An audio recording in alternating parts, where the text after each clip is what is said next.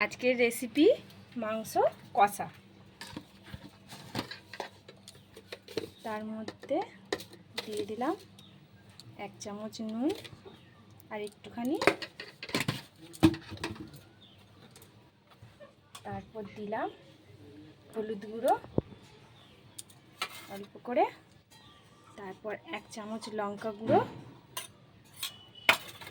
তারপর দিলাম আদা বাটা, তারপর দিলাম রসুন বাটা, দিয়ে ভালো করে ম্যারিনেট করে নিলাম।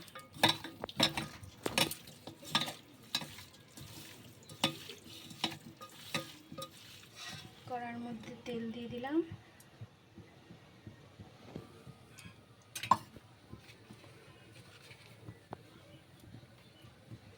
তারপর অল্প করে জিরে দিয়ে দিলাম,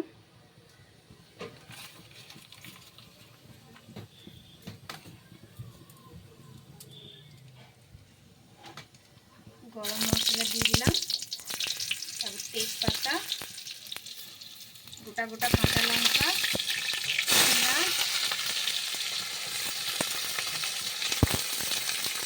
একটু বেশি পেঁয়াজ দিয়ে দিলাম,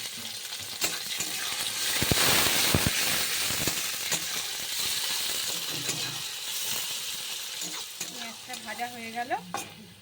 এবার মাংসটা দিয়ে দেবো হাতে করে।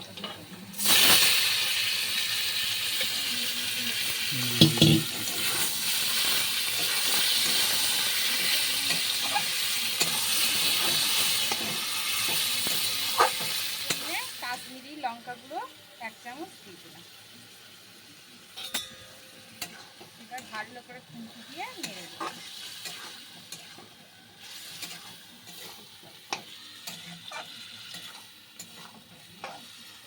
লাল লঙ্কা গুঁড়োটা দিলাম বলে লাল হয়ে গেছে।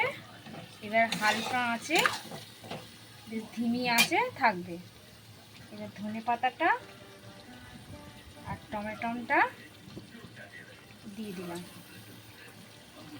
দিয়ে ভালো করে নেড়ে দিলাম। নেড়ে